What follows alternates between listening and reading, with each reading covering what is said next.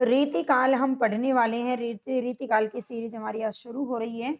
One liner प्रश्नों को देखेंगे। इसका पार्ट 2, पार्ट 3 जितना भी हो पाएगा उतना मैं करवा दूँगी। सभी शुक्ल जी या फिर नगेंद्र जी, बच्चन जी, सभी की बुक से यहाँ पर मैंने जो इम्पोर्टेंट चीज़ें हैं उनको लिया है। तो देखते हैं आगे चलते हैं क्लास की तरफ। और अगर आपको अच्छी लगे तो भी लाइक, सब्सक्राइब ज़रूर कर लेना, शेयर कर देना अपने दोस्तों के साथ में। और बाकी आदिकाल और भक्तिकाल को मैं पढ़ा चुकी हूँ। अगर आपने नहीं देखी है तो वो क्लासेस भी आप ज़रूर देख लीजिएगा। फिर इसकी मैराथन क्लासेस भी आपको मिल रही हैं। तो चलेंगे, यहाँ पर भी एक मैराथन के रूप में ही आपको ये क्लास मिलेगी। काफ़ी सारे क्वेश्चन यहाँ पर देखने को मिलेंगे, तो पूरी क्लास ज़रूर देख लीजिएगा। रीतिकाल शुरू कैसे हो करते करेंगे इसको। सबसे पहले आएगा यहाँ पर नाम रामचंद्र शुक्ल जी का, ठीक है, जो कि सबसे ज़्यादा इम्पोर्टेंट माने ही जाते हैं हमारे हिंदी साहित्य में। तो रामचंद्र शुक्ल ने जो समय है वो रीतिकाल का क्या माना है। समय आपका सभी को याद रखना है। आदिकाल का कब से कब तक था, भक्ति काल का और फिर रीतिकाल का। तो संवत में अगर बात करें तो संवत 1700 से संवत 1900 तक था।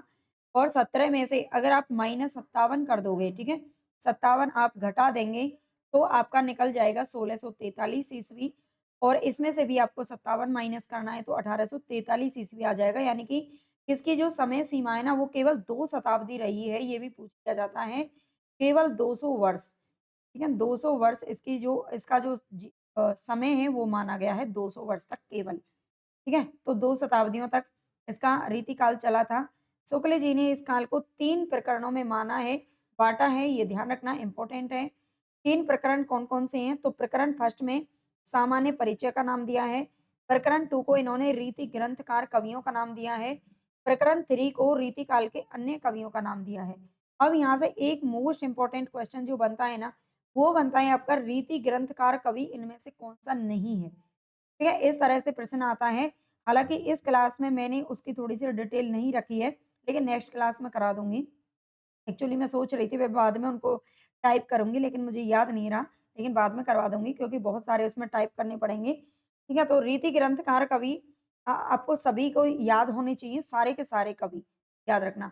आचार्य शुक्ल ने हिंदी कविता के विकास पर टिप्पणी करते हुए कहा था, हिंदी काव्य अब पूर्ण प्रौढ़ता को पहुँच गया था। ठीक है? शुक्ल जी ने हिंदी कविता के विकास पर, हिंदी कविता का जो विकास चल रहा था, उस पर रीतिकाल में, ठीक है, रीतिकाल का जब आरंभ हुआ था तब उन्होंने कहा था कि हिंदी काव्य अब पूर्ण प्रौढ़ता को पहुँच गया था। आगे है लक्षण ग्रंथ परिपाटी के संदर्भ में आचार्य शुक्ल जी क्या कहते हैं?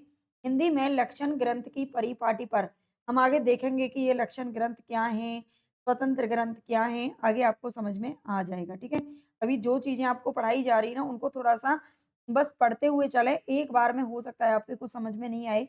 वैसे भी किसी भी अगर आप हिंदी साहित्य की बुक को पढ़ेंगे ना तो एक बार में समझ में आता ही नहीं है, कम से कम 3-4 बार पढ़ना पड़ता है ना? तो इसके लिए आपको पीडीएफ भी इसके टेलीग्राम पर मिल जाएगी। आप बस पढ़ते हुए चलें यहाँ से। हिंदी में लक्षण ग्रंथ की पटी परिपाटी पर रचना करने वाले जो सैकड़ों कवि हुए हैं, वे आचार्य कोटि में नहीं आ सकते। वे वास्तव में कवि ही थे।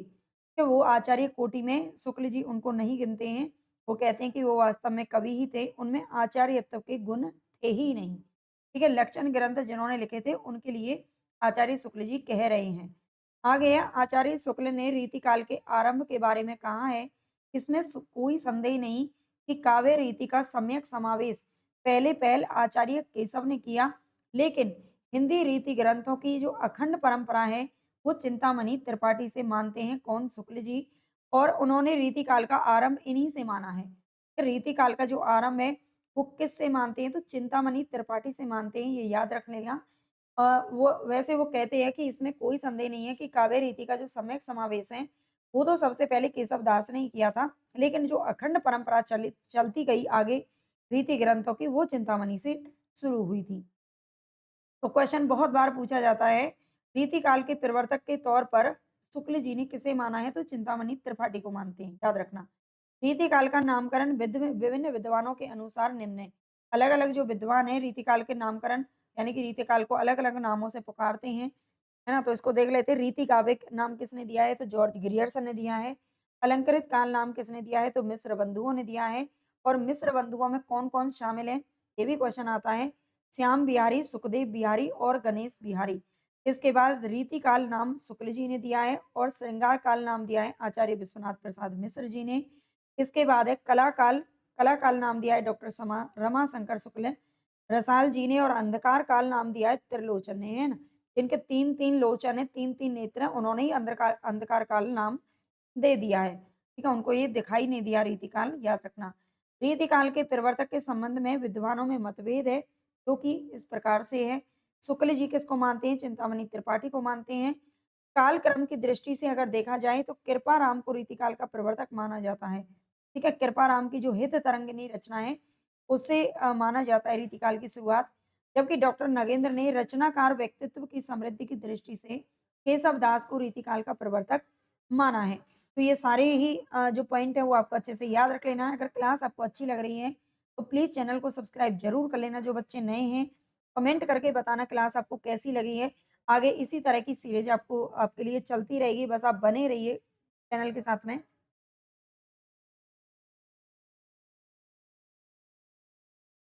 और ज़्यादा से ज़्यादा अपने दोस्तों के साथ में प्लीज़ शेयर किया करो, ठीक है?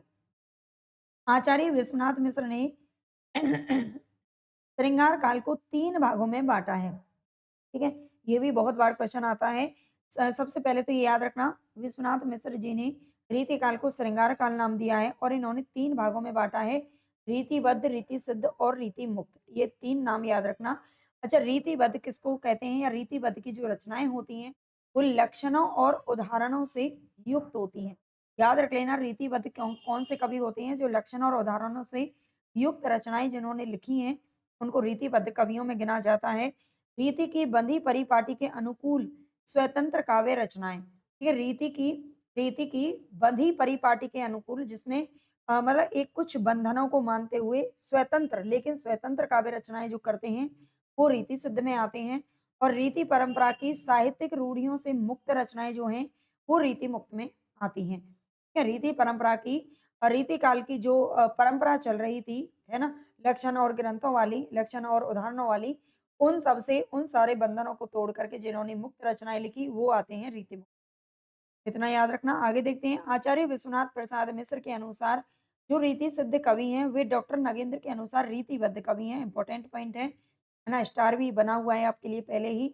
जो विश्वनाथ प्रसाद मिश्र ने जिनको रीति सिद्ध माना है, ठीक है? जैसे कि बिहारी जी, द्विजदेव जी, ठीक है? जिनको रीति सिद्ध माना है, उन्होंने डॉक्टर डॉक्टर नगेंद्र ने उनको रीतिबद्ध माना है, याद रखना। आगे रीतिकाल के कवियों का संक्षिप्त वर्गीकरण निम्न ढंग से यहाँ पर प्रस्तुत किया जा सकता है। तो यहाँ पर देखिए थोड़ा-सा मैंने इसको टाइप तो नहीं किया है, लेकिन ये इम्पोर्टेंट बहुत ज़्यादा है, मैं थोड़ा-सा इसको एक्सप्लेन कर देती हूँ, है ना? बाद में हो सकता है आप पढ़ो ना। सबसे पहले इसमें जो रीतिबद्ध है, रीतिबद्ध कवियों में किस-किस को माना है, कौन-कौन कवि शामिल हैं? तो इसमें केशव दास का नाम आता है, सेनापति का नाम आता है, जसवंत सिंह, मतीराम, देव, भिखारी दास और पद्माकर। ठीक है? ये सारे जो कवि हैं, इनको रीतिबद्ध में रखा है। किसने रखा है? ये किसके अनुसार हम पढ़ रहे हैं? आचार्य विश्वनाथ प्रसाद मिश्र के अनुसार अभी हम देख रहे हैं, देखते हैं। ठीक है? केशवदास, सेनापति, जसवंत सिंह, मतीराम, देव, भिखारी दास और पद्माकर को रीतिबद्ध कवियों में माना है विश्वनाथ प्रसाद मिश्र जी ने। ठीक है? यहाँ पर दे रखा है विश्वनाथ प्रसाद मिश्र के अनुसार हम पढ़ रहे हैं और रीति सिद्ध में इन्होंने किसको माना है? तो केवल बिहारी लाल को माना है। ठीक है? याद रखना केवल बिहारी लाल को माना है। किसने? आचार्य विश्वनाथ प्रसाद मिश्र जी ने, ये याद रखना, ठीक है? इस पे थोड़ा-सा पेन हल्का दिखाई दे रहा है और रीति मुक्त में किस-किस को मानते हैं, ये इम्पोर्टेंट पॉइंट है, इसलिए यहाँ पर रखा गया है ना? तो इन चीज़ों को आप स्किप अगर करते हो ना, तो समझ लेना फिर आपके लिए खतरे की घंटी है आगे चल के, है ना? पेपर सेलेक्ट होने में दिक्कत होगी, तो इनको पढ़ा करो। रीति मुक्त में कौन-कौन शामिल हैं? तो रसखान का नाम आता है, शेख आलम का नाम आता है, धनानंद ठाकुर, बोधा और द्विजदेव का नाम आता है। ठीक है? ये रीति मुक्त में माने हैं किसने? विश्वनाथ प्रसाद मिश्र जी ने। रसखान का नाम भी इन्होंने गिना है इसमें, आलम, घनानंद ठाकुर, बोधा और द्विजदेव। इसके बाद देखते हैं रीति चेतस कवियों में किस-किस को माना है, बच्चन सिंह के अनुसार देखते हैं, ठीक है? बच्चन सिंह के अनुसार देखते हैं, बच्चन सिंह क्या-क्या मानते हैं। इनका तो आप चाहें तो इसको पढ़ लेना, ठीक है? मैं इसको छोड़ दे रही हूँ, हालाँकि यहाँ से क्वेश्चन आता नहीं है। रीतिबद्ध कवियों में बद्ध रीति इन्होंने बद्ध रीति बताया है बच्चन सिंह ने। रीति चेतस कवि में कौन-कौन शामिल हैं, काव्य चेतस कवि में कौन-कौन शामिल हैं और रीति इत्तर में कौन-कौन शामिल हैं, ठीक है? एक बार इनको पढ़ लेना, ये बच्चन सिंह के अनुसार है। आगे देखते हैं थोड़ा-सा। डॉक्टर नगेंद्र के अनुसार थोड़ा देख लेते हैं।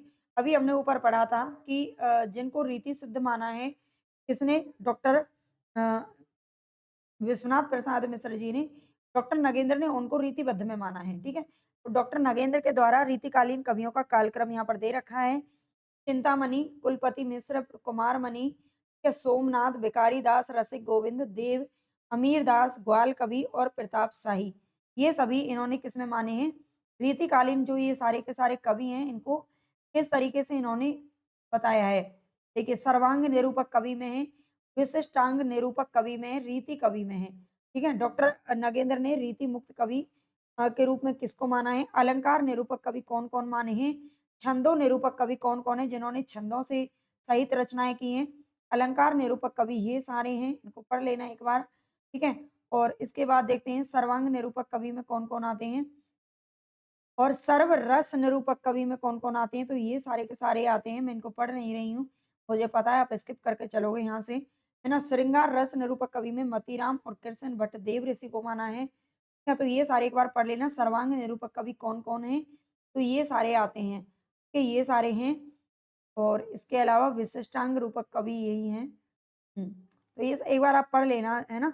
रीति मुक्त कवियों में डॉक्टर नगेंद्र ने किसको माना है? तो रीति मुक्त कवियों में इन्होंने शेख आलम, घनानंद, बोधा ठाकुर और दिसदेव उन्हीं को माना है जिनको विश्वनाथ जी ने माना था। बस उन्होंने किसको मान रखा था एक्स्ट्रा? रस खान। क्या रीति सिद्ध कवियों में इन्होंने किस-किस को माना है? रीति सिद्ध कवियों में सेनापति, बिहारी लाल, रसनिधि, विरंद कवि, नृपशंभु, नेवाज कवि, कृष्ण कवि, हठीजी, विक्रमादित्य, राम साहेब, पजनेश कवि और बेनी वाजपेयी। ठीक है? बेनी वाजपेयी, ये सारी कवि हैं जिनको रीति सिद्ध में मानते हैं कौन? डॉक्टर नगेंद्र। और रीति मुक्त में ये 5 ये नाम याद रख लेना। और जो रीति, ये कौन-सा है? रीतिबद्ध है। ये सारा हमारा रीतिबद्ध है, मैं यहाँ पर लिख देती हूँ, समझ में नहीं आ रहा हो। पहली बार पढ़ रहे होंगे तो हो सकता है समझ में ना आ रहा हो, लेकिन समझना तो पड़ेगा भई, है ना? ये इसमें अलग-अलग इसलिए दे रखा है डॉक्टर नगेंद्र जी ने, ये सारे जो कवि हैं, ये सर्वांग निरूपक हैं, यानी कि सारे छंदों से संबंधित, रसों से संबंधित सबसे इन्होंने रचनाएँ लिखी हैं, ठीक है? सर्व रस निरूपक, श्रृंगार रस निरूपक, छंद निरूपक यानी कि अलंकार निरूपक, जो अलग-अलग लक्षणों में जिन्होंने रचनाएँ की हैं, उनका नाम यहाँ पर अलग-अलग टाइप से दे रखा है, इसीलिए मैंने इसको टाइप नहीं किया, तो बहुत टाइम लग जाता और आप लोग पढ़ते नहीं। अब थोड़ा-सा आगे की तरफ बढ़ते हैं। चिंतामणि त्रिपाठी सिद्धांततः रसवादी आचार्य थे। ठीक है? चिंतामणि त्रिपाठी कौन थे? ये रसवादी आचार्य थे, याद रखना। चिंतामणि त्रिपाठी के सहोदर मतीराम, भूषण और जटाशंकर त्रिपाठी थे। ठीक है? मतीराम और भूषण को तो हम पढ़ते ही हैं साथ में, आप जानते हो। ठीक है? जटाशंकर त्रिपाठी ये तीनों थे। आगे है भूषण वीर रस के कवि हैं, भूषण के बारे में याद रखना। भूषण रीति काल में होकर के भी वीर रस की रचनाएँ इन्होंने की थी। जबकि यहाँ पर जो रचनाएँ थी वो ज़्यादातर कैसी लिखी जा रही थी? सर्वांग निरूपक या फिर किस तरीके की? अ, यानी कि रस, श्रृंगार रस की और आश्रयदाताओं की यहाँ पर जो है उनका उनका श्रृंगारिक रूपक रचनाएँ यहाँ पर हो रही थी। लेकिन जो भूषण थे उन्होंने वीर रस की रचनाएँ की, है ना? जो कि आदिकाल का की प्रसिद्ध ये रस है। चित्रकूट के सोलंकी राजा रुद्र ने इन्हें कवि भूषण की उपाधि दी थी। मोस्ट इम्पोर्टेंट क्वेश्चन है, पूछा जाता है जो चित्रकूट के सोलंकी राजा रुद्र थे, ठीक है? राजा रुद्र ने इन्हें कवि भूषण की उपाधि दी थी। डॉक्टर गणपति चंद्र गुप्त ने भूषण का जो मूल नाम है वो क्या बताया था? तो पतिराम या मनीराम बताया है। ठीक है? पतिराम या फिर मनीराम नाम बताया है किसने? डॉक्टर गणपति चंद्र गुप्त जी ने भूषण का नाम बताया है पतिराम या मनीराम, याद रखना। जबकि आचार्य विश्वनाथ मिश्र ने इनका जो मूल नाम है वो घनश्याम बताया है। ठीक है? घनश्याम बताया है किसका नाम? भूषण का नाम, ठीक है? पूछ लिया जाता है भूषण का असली नाम जो था वो क्या था? तो घनश्याम था। हालाँकि इन्होंने भूषण नाम से रचनाएँ की हैं क्योंकि भूषण की उपाधि इनको मिली हुई थी। आगे है महाराज छत्रसाल ने एक बार भूषण की पालकी को कंधा लगाया था, जिस पर भूषण ने कहा था शिवा को बखानो की बखानो छत्रसाल को। ठीक है? छत्रसाल के जो महाराज छत्रसाल थे, उनके दरबार में रहे थे ये, ठीक है? और जो शिवाजी थे शिवा के दरबार में भी रहे थे भूषण कवि और इनके दरबारी कवि थे और इन दोनों के लिए बोलते हैं छत्रसाल जी ने एक बार भूषण की जब पालकी को कंधा लगाया तब इन्होंने भूषण ने ये वाली पंक्ति बोली थी, पंक्ति याद रखना। शुक्ल जी आगे कहते हैं भूषण के बारे में, भूषण के बारे में इन्होंने 3 यहाँ पर पंक्तियाँ दी हैं, 3 कथन दिए हैं।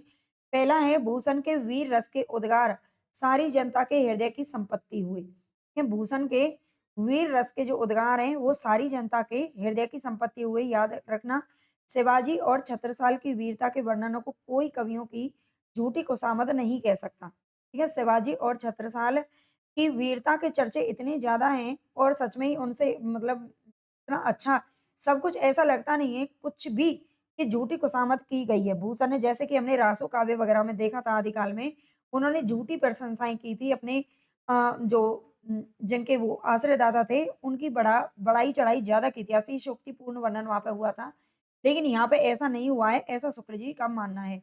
वे हिंदू जाति के प्रतिनिधि कवि हैं, मोस्ट इम्पोर्टेंट लाइन है, ये पूछी जाती है।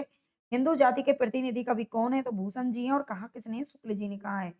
आगे आचार्य शुक्ल ने मतीराम का जो ग्रंथ है व्रत कौमुदी और छंदसार, इनको महाराज शंभुनाथ सोलंकी के लिए लिखा गया माना है। या शुक्ल जी ने मतीराम के जो दो ग्रंथ यहाँ पर आते हैं व्रत कौमुदी और छंदसार, इनको कहते हैं शुक्ल जी कि शंभुनाथ सोलंकी के लिए इन्होंने लिखा था। आगे मतीराम का जो प्रथम ग्रंथ है वो फूल मंजरी है, जिसे जहांगीर के आश्रय में लिखा गया था, किंतु डॉक्टर बच्चन सिंह ने रसराज को ही प्रथम ग्रंथ माना है। याद रखना, मतीराम का प्रथम ग्रंथ फूल मंजरी है, जिसे जहांगीर के आश्रय में लिखा गया था और इसमें 60 दोहे में, फूल मंजरी में ना 60 दोहों में केवल एक ही फूल का वर्णन किया गया है फूल मंजरी में। लेकिन बच्चन सिंह रसराज को इनका प्रथम ग्रंथ मानते हैं। आचार्य रामचंद्र शुक्ल जी लिखते हैं मतीराम किसी रस स्नग्ध और प्रसाद पूर्ण भाषा रीति का अनुसरण करने वालों में बहुत ही कम मिलती है। मतीराम किसी रस संगतता और प्रसाद पूर्ण जो भाषा है वो रीति का अनुसरण करने वालों में रीति काल के जो कवि हैं उनमें बहुत कम देखने को मिलती है, ये शुक्ल जी का मानना है। जसवंत सिंह के बारे में देखते हैं। जसवंत सिंह हिंदी साहित्य के प्रधान आचार्य या शिक्षक के रूप में प्रसिद्ध हैं। ठीक है, जो जसवंत सिंह है वो हिंदी साहित्य के प्रधान आचार्य शिक्षक के रूप में माने जाते हैं। जसवंत सिंह ने साहित्यिक और आध्यात्मिक दो प्रकार की रचनाएं लिखी हैं। दो प्रकार की रचनाओं में कौन कौन सी शामिल है, कैसे मतलब सारी रचनाएँ इनकी यहाँ पर दे रखी हैं। भाषा भूषण इन्होंने लिखा है। जब भाषा भूषण हमारा पेपर में पूछा जाता है और बच्चों की कम तैयारी होती है ना, तो वो इसे इन्हें इस ग्रंथ को भूषण का मान लेते हैं, जो कि गलत हो जाता है। लेकिन यहाँ पर भाषा भूषण किसका है? जसवंत सिंह का है। ये 212 दोहों में अलंकारों का निरूपण इसमें किया गया है। ठीक है? ये एक अलंकारिक ग्रंथ है। जिसमें किसी की प्रशंसा की जाती है ना, वो अलंकारिक ही ग्रंथ होता है। और प्रबोध चंद्रोदय संस्कृत नाटक जो प्रबोध चंद्रोदय उसका ब्रज भाषा में पद्य अनुवाद किया गया है। अपरोक्ष सिद्धांत, अनुभव प्रकाश, आनंद विलास, सिद्धांत बोध और सिद्धांत सार, ये सारे जो ग्रंथ हैं वो किसके हैं? जसवंत सिंह के हैं, याद रख लेना। आगे देखते हैं, सुखदेव मिश्र के संदर्भ में आचार्य शुक्ल जी ने लिखा है छंद शास्त्र पर इनका सब विशद निरूपण और किसी कवि ने नहीं किया है। छंद शास्त्र पर इनका सा जो विशद निरूपण है वो किसी कवि ने नहीं किया है। सुखदेव मिश्र के बारे में बोलते हैं। आगे सुखदेव मिश्र को राजा राज सिंह गौड़ ने कविराज की उपाधि दी थी। कि कविराज रीतिकाल किस कवि को कहा जाता है? तो ये सुखदेव मिश्र को ये उपाधि मिली हुई थी कविराज की। और किसने दी थी? राजा राज सिंह गौड़ ने दी थी। इनकी प्रमुख रचनाएं कौन सी हैं? तो यहाँ पर देखो, मैंने चिंतामणि की या फिर देव की तो आगे देखेंगे, और मतीराम की सारी रचनाएँ यहाँ पर मैंने टाइप नहीं की थी, है ना? क्योंकि यहाँ पर वन लाइनर में हमारा मेन उद्देश्य है, जो मेन-मेन पॉइंट आपको होते हैं वो मिल जाएँ यहाँ से, है ना? मेन-मेन जो पॉइंट होते हैं, रचनाएँ वगैरह तो आप सब कर ही लेते हो, फिर भी अगर आप कहेंगे तो जितने भी कवि होंगे किसी भी एक काल के, मान लीजिए रीति काल के या भक्ति काल के, तो उनकी मैं एक-एक मैराथन अलग से लगा दूँगी। केवल रचनाएँ और रचनाएँ पढ़ने के लिए, केवल रचनाएँ, ठीक है? वो आप मुझे बता देना, लेकिन यहाँ पर मैंने मुख्य तथ्यों को लेने की कोशिश कर रही हूँ, रचनाओं को छोड़ करके। लेकिन जिनकी कम है रचनाएँ, उनको मैंने यहाँ पर रख दिया है, जिनकी ज़्यादा उनको नहीं रखा है, ठीक है? इनकी प्रमुख रचनाएँ देख लेते हैं। विरत विचार इन्होंने लिखा है 1671 ईस्वी में। छंद विचार फाजिल अली प्रकाश ये पूछा जाता है। रसा अर्णव पूछा जाता है। श्रृंगार लता अध्यात्म प्रकाश और दशरथ राय, ठीक है? ये 2 का यहाँ पर समय दे रखा है, देख लेना। तो इनकी प्रमुख रचनाएँ याद रखना। आगे देखते हैं तोस। तोस रसवादी आचार्य हैं। इनका मूल नाम था तोस निधि। तो मूल नाम बहुत पूछे जाते हैं। तोस का मूल नाम क्या था? तो तोस निधि था, ये याद रखना। और इनकी प्रमुख कृतियाँ 3 ही हैं। सुधा निधि 1634 में लिखी गई, नखशिख और विनय शतक, ठीक है? ये रचनाएँ हैं इनकी, याद रखना। आगे कुलपति मिश्र रस ध्वनिवादी आचार्य थे। जो कुलपति मिश्र जी थे, वो रस ध्वनिवादी आचार्य थे, याद रखना ये प्रसिद्ध कवि बिहारी लाल के भांजे थे। कुलपति मिश्र के बारे में क्या प्रसिद्ध है कि ये जो बिहारी लाल है उनके भांजे थे, बिहारी लाल के कुलपति मिश्र है। कुलपति मिश्र का कविता काल 1667 ईस्वी से 1686 ईस्वी तक माना जाता है। ठीक है, कुलपति मिश्र का जो कविता काल है वो कब से कब तक माना जाता है? तो 1667 से 1686।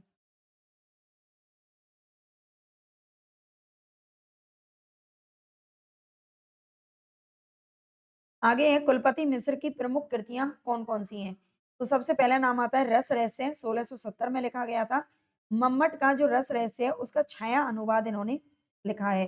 द्रोण पर्व 1680 में लिखा गया। महाभारत के द्रोण पर्व का पद्यबद्ध अनुवाद है। संग्राम सार इन्होंने लिखा है। ये 3 रचनाएँ प्राप्त हैं। लेकिन युक्ति तरंगिनी और नखशिख ये 2 इनकी रचनाएँ हैं जो अप्राप्य हैं। किसकी? कुलपति मिश्र जी। आगे देखते हैं डॉक्टर नागेंद्र ने कुलपति मिश्र की एक अन्य रचना भी मानी है जिसका नाम है दुर्गा भक्ति चंद्रिका। ठीक है, इसका उल्लेख भी डॉक्टर नागेंद्र जी ने अपनी पुस्तक में किया है। आगे देखते हैं महाकवि देव का जो मूल नाम है वो देवदत्त था। देव आचार्य और कवि दोनों रूपों में ही प्रसिद्ध है, ये भी ध्यान रखना। देव हित हित हरिवंश के अनन्य संप्रदाय में दीक्षित थे। हित हरिवंश का जो अनन्य संप्रदाय था इसमें दीक्षित थे। देव की प्रमुख रचनाएं देख लेते हैं, ये इनकी रचनाएँ थोड़ी-सी क्या है कि हम भूल जाते हैं, तो मैंने यहाँ पर सारी टाइप कर दी हैं, है ना? क्योंकि इनका जो आधार विषय है ना, वो आपको याद रख लेना है। विषय ग्रंथ क्या है? भाव विलास इन्होंने लिखा था 1689 ईस्वी में। इसमें रस एवं नायक-नायिका भेद वर्णन है। अष्टयाम लिखा है, 8 पैरों में नायक-नायिका के बीच का विलास वर्णन है। भवानी विलास में भवानी दत्त वैश्य को समर्पित है। राग रत्नाकर लिखा है, राग रागनियों के स्वरूप का वर्णन है। और कुशल विलास लिखा है, कुशल सिंह के नाम पर आधारित है। राग रत्नाकर याद रख लेना, राग रत्नाकर पद्माकर का भी है और देव का भी है। कुशल विलास लिखा है कुशल सिंह के नाम पर। देवचरित कृष्ण के जीवन से संबंधित प्रबंध काव्य है। देवचरित कृष्ण, ठीक है, भगवान श्री कृष्ण के जीवन से संबंधित है। प्रेम चंद्रिका उद्योत सिंह को समर्पित है ना। ये देव के भवानी कुशल है ना, कुशल सिंह, भवानी और ये उद्योत सिंह है ना, ये सब इनके आश्रयदाता रहे थे, ये ध्यान रखना, ठीक है। जाति विलास इन्होंने लिखा है, विभिन्न जाति एवं प्रदेशों की स्त्रियों का वर्णन इसमें किया गया है। रस विलास राजा मोतीलाल को समर्पित रचना है। और इसके बाद है शब्द या काव्य रसायन, इसको शब्द रसायन या काव्य रसायन के नाम से जाना जाता है। इसमें शब्द शक्ति रसादि का वर्णन है। ठीक है, शब्द शक्ति जो हम पढ़ते हैं, सुख सागर तरंग में अनेक ग्रंथों से लिए हुए कवित सवैया का संग्रह है। ठीक है, अनेक ग्रंथों से लिए हुए कवित सवैया का संग्रह है सुख सागर तरंग में। देव माया प्रपंच में संस्कृत नाटक प्रबोध चंद्रोदय का पद्य अनुवाद है। ठीक है, देव माया प्रपंच में क्या है? संस्कृत नाटक जो प्रबोध चंद्रोदय है उसका इन्होंने भी पद्यानुवाद किया है। और अभी हमने ऊपर देखा था किसने किया था? कुलपति मिश्र ने भी किया है ना। रस रहस्य और प्रबोध चंद्रोदय। देव शतक इन्होंने लिखा है, अध्यात्म संबंधी ग्रंथ है।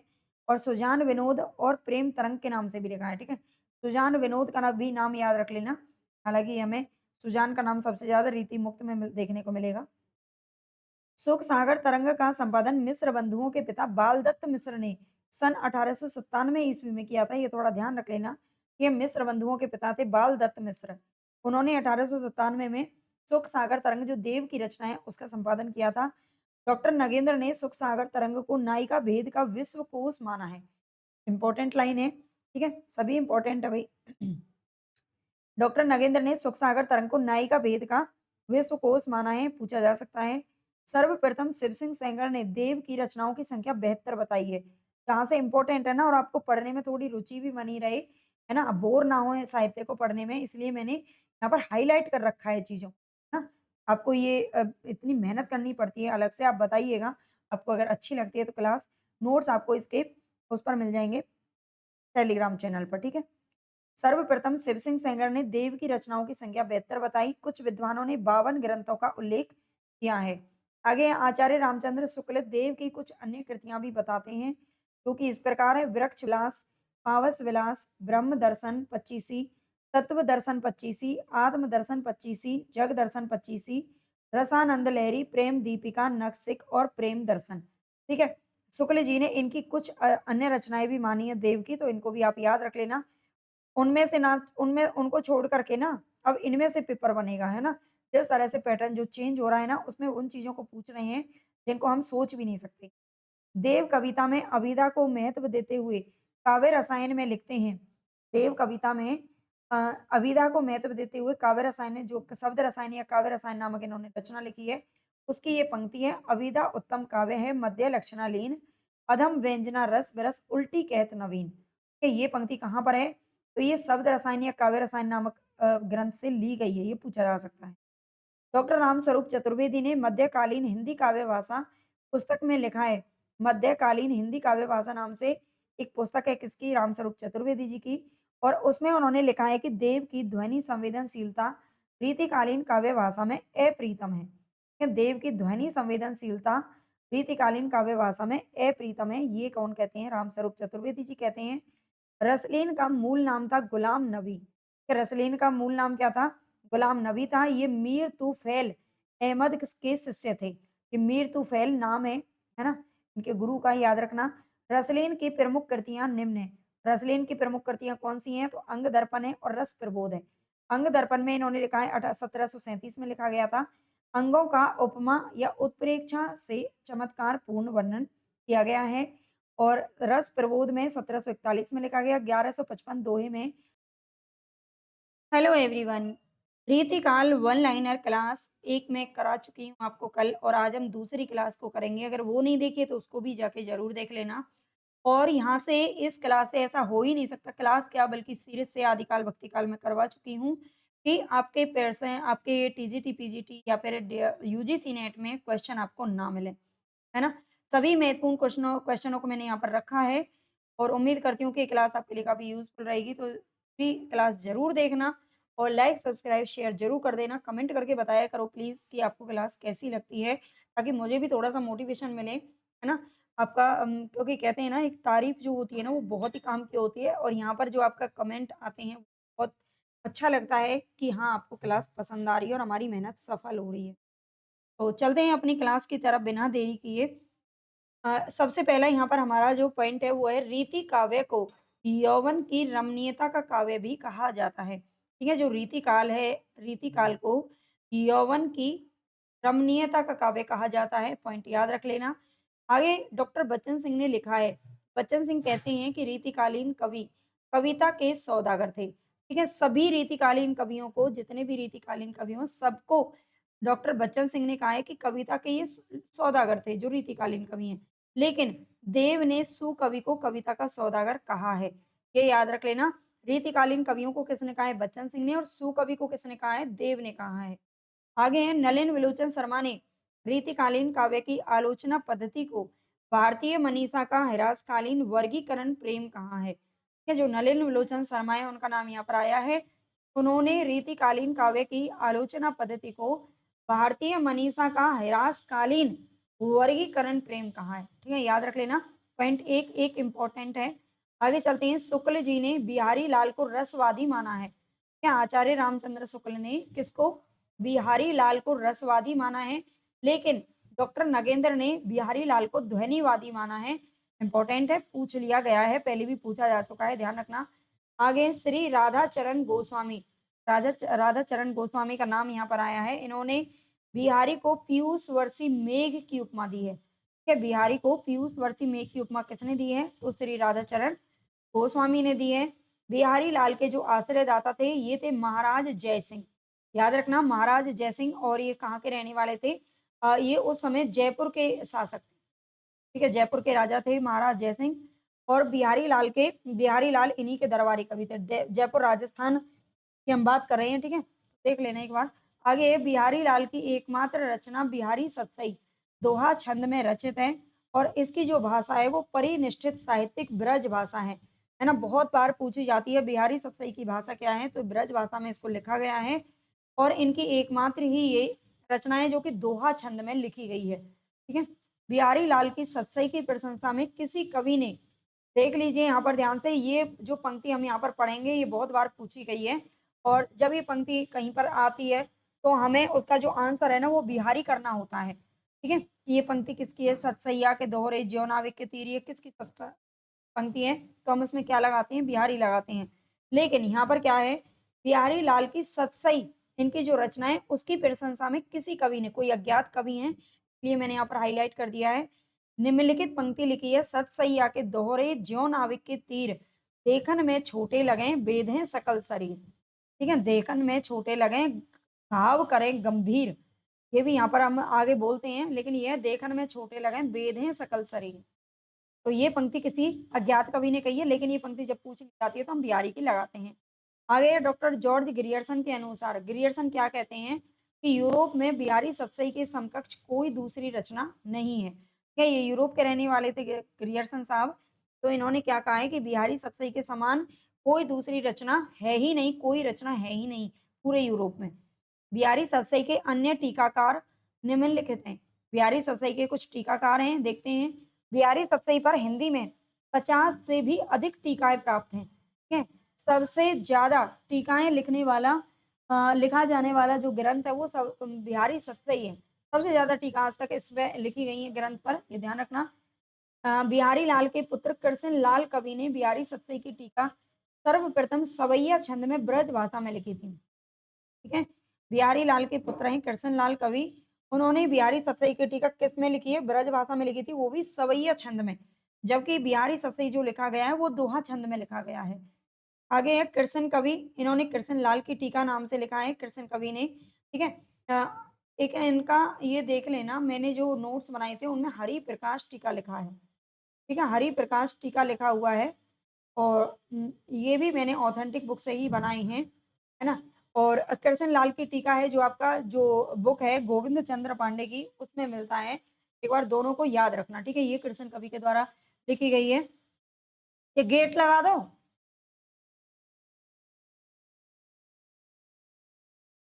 लल्लू लाल ने लिखा है लाल चंद्रिका नाम से, ठीक है? लल्लू लाल जो कि गद्यकार थे 1800 ईस्वी में जब कोलकाता में कौन सी फोर्ट विलियम कॉलेज की स्थापना हुई थी, वहां पर भाषा मुंशी थे लल्लू लाल। उन्होंने लाल चंद्रिका नाम से बिहारी सतसई की टीका लिखी। सरदार कवि ने सरदार कवि का टीका, सूरती मिश्र ने अमर चंद्रिका नाम से लिखा है। अंबिका दत्त व्यास ने बिहारी बिहार नाम से लिखा है और पदम सिंह शर्मा ने संजीवनी भाष्य नाम से लिखा है। जगन्नाथ दास रत्नाकर ने बिहारी रत्नाकर लिखा है, जो कि 1921 ईस्वी में लिखाया गया और ये हिंदी खड़ी बोली में सर्वश्रेष्ठ टीका है जो रत्नाकर की मानी जाती है। आगे प्रभुदयाल पांडे, इन्होंने प्रभुदयाल पांडे की टीका नाम से लिखा है, आधुनिक खड़ी बोली में लिखी गई है। और आनंदी लाल शर्मा इन्होंने फिरंगी सतसई नाम से लिखा था जो कि फारसी भाषा में लिखा गया है, ठीक है? तो ये सभी टीकाएं याद रख लेना। बिहारी सतसई पर कुछ दोहे और भी मतलब इन दोहों के बारे में थोड़ा सा और देख लेते हैं, ग्रंथों के बारे में। प्रभुदयाल मिश्र ने बिहारी के दोहों को खड़ी बोली बोली में रूपांतरित किया। आगे अंबिका दत्त व्यास ने जो बिहारी सतसई को बिहारी बिहार नाम से लिखा, इसमें दोहे के स्थान पर कुंडलिया छंद में भावानुवाद किया है, ठीक है? दोहे के स्थान पर इन्होंने कुंडलिया छंद में लिख दिया है, किसने? अंबिका दत्त व्यास ने। बुंदेलखंड निवासी मुंशी देवी प्रसाद प्रीतम ने बिहारी सतसई का अनुवाद उर्दू के शेरों में किया है, ठीक है? उर्दू में किसने लिखा है? उर्दू के शेरों में किसने अनुवाद किया है? तो ये मुंशी देवी प्रसाद प्रीतम ने किया है, याद रखना। आनंदीलाल शर्मा ने फिरंगी सतसई ये फारसी भाषा में लिखा है। पंडित परमानंद ने श्रृंगार सप्तशती, ठीक है? कि नाम ये है भई, है ना? थोड़ा-सा कॉमा गलत जगह लग गया है। अ, पंडित परमानंद ने एक श्रृंगार सप्तशती नाम से बिहारी के दोहों का संस्कृत में अनुवाद किया है, ठीक है? श्रृंगार सप्तशती ये संस्कृत भाषा में लिखी गई है। इनकी सभी की भाषाएँ याद रखना और सभी का छंद याद रखना, है ना? कुंडलिया में किसने लिखा, उर्दू में किसने लिखा, फारसी में किसने लिखा, संस्कृत में किसने लिखा, ब्रज भाषा में किसने किया, ये सब आपको अच्छे से याद रखना पड़ेगा, है ना? यहीं से क्वेश्चन आपके पूछे जाएँगे आपके पेपर में। पदम सिंह शर्मा ने बिहारी के दोहों की तुलना संस्कृत, प्राकृत, हिंदी और उर्दू के कवि सादी से करने के लिए बिहारी सतसई पर संजीवनी भाष्य, ये सादी कवि का ही नाम है, ये उर्दू के कवि थे सादी, ठीक है? याद रख लेना। शीर्षक से ग्रंथ लिखा तथा सतसई संहार शीर्षक से ज्वाला प्रसाद मिश्र की भावार्थ प्रकाशित टीका की आलोचना सरस्वती पत्रिका में छपवाई गई है, याद रखना, ठीक है? तो इतना आपको अच्छे से समझ में आ गया होगा। कुछ आलोचनात्मक ग्रंथ भी लिखे गए हैं बिहारी सतसई पर, ये सब इम्पोर्टेंट थे और जो इम्पोर्टेंट होता है ना मैं उसको छोड़ नहीं पाती हूँ, है ना? ये सब जो आप यहाँ पे देख रहे हो ना, ये मेरे जो मैंने हिंदी साहित्य के नोट्स तैयार किए हैं, उन समय ये सारी चीज़ें आपको मिलती हैं, है ना? तो ऐसा नहीं है, मैंने कुछ चीज़ें गोविंद पांडे से भी उठाई हैं, कुछ मतलब शुक्ल जी का कुछ अपने नोट्स से सब जगह से इनको ऑथेंटिक बुक से उठाया है ना? तो यहाँ पर देख लीजिए कुछ आलोचनात्मक ग्रंथ भी हैं। कविवर बिहारी ने जगन्नाथ दास रत्नाकर ने लिखा था कविवर बिहारी नाम से और पंडित कृष्ण बिहारी मिश्र ने लिखा था देव और बिहारी नाम से। ठीक है, ये कृष्ण बिहारी मिश्र इनके पुत्र थे, ये याद रख लेना। और लाला भगवान दी ने बिहारी और देव नाम से लिखा था। इन दोनों का बड़ा ही कन्फ्यूजन करने वाला सवाल होता है जब पेपर में आ जाता है ना, हम भूल जाते हैं, थोड़ा ध्यान रख लेना। कृष्ण बिहारी मिश्र ने कृष्ण मतलब जो उनके बेटे थे ना, उन्होंने अपने पिता को बड़ा नहीं माना बल्कि देव को बड़ा माना है। ठीक है, ये याद रख लेना। लेकिन जो लाला भगवान दीन है ना, उन्होंने बिहारी को बड़ा मान लिया है। ऐसा होता है ना, जैसे घर के लोग इतना तवज्जो नहीं देते किसी को जितना कि बाहर के देते हैं। ऐसे करके आप इसको याद रख लेना।